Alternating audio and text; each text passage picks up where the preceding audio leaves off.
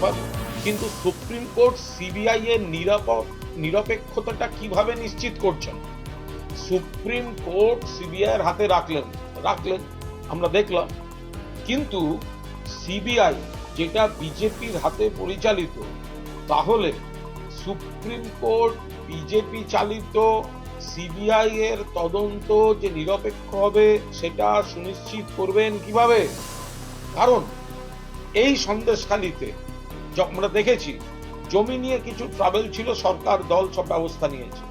নারী নির্যাতনের অভিযোগ ছিল মিথ্যা, এবং বিজেপি নেতা ওই একজন পরিষ্কার গঙ্গাধর কয়াল তিনি বলে দিলেন টাকা পয়সা দিয়ে বেইজ্জতি করার জন্য নেতারা এইসব আমাদের দিয়ে করিয়েছে। এমনকি রাষ্ট্রপতি ভবনে যে মহিলারা গেলেন তাদের বসিরহাটের প্রার্থী রেখা পাত্র বললেন ওরা আসল ভিকটিম নয়।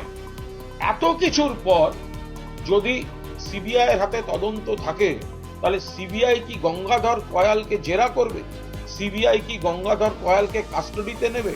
সিবিআই কি গঙ্গাধর কয়ালকে রাজসাক্ষী করে অ্যাপ্রুভার করে 164 করিয়ে তার বয়ানের ভিত্তিতে যারা এই মা বোনেদের ইজ্জতকে রাজনৈতিক ময়দানে বিজেপি যারা বিক্রি করলো সস্তা রাজনীতির জন্য, তাদেরকে এক এক করে অ্যারেস্ট করবে?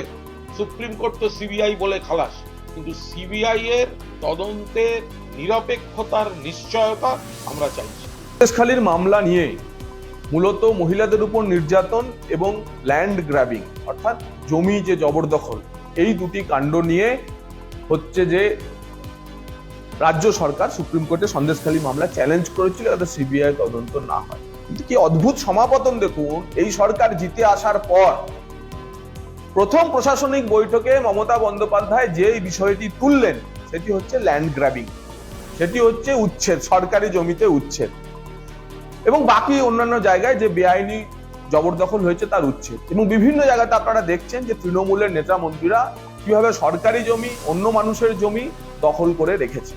তাই যে বিষয়টি লোকসভা ভোটের পর প্রথম তিনি প্রশাসনিক বৈঠকে তুললেন, আর সেই বিষয়টি নিয়ে তার সরকার সুপ্রিম কোর্টে সন্দেশখালির ক্ষেত্রে আপত্তি জানিয়ে বলল যে এখানে জমি দখল হয়নি তাই সিবিআই চায় না, মহিলাদের উপর অত্যাচার হয়নি তাই সিবিআই চায় না, এবং সুপ্রিম কোর্ট সঠিকভাবে ঠিক দিশা দিয়েছে।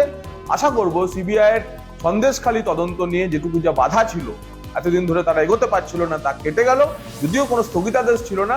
এবং আশা করব এরপর যারা ওখানে জমি দখল করে রেখেছে এবং যারা হচ্ছে যে আপনার মহিলাদের উপর অত্যাচার করেছে তাদের কয়েকজন গ্রেপ্তার হয়েছে, এখনো কিছু লোকের গ্রেপ্তারি বাকি। 164 যাদের যাদের হয়েছে সেই মহিলাদের সুরক্ষা দিয়ে সিবিআই তদন্ত দ্রুত শেষ করবে, এই আমাদের আশা।